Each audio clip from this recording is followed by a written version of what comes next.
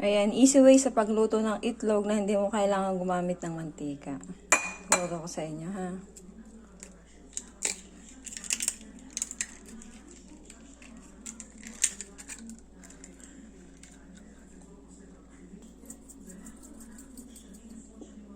Pwede siya nyo i-scramble. Pwede din na ganyan lang kung gusto nyo.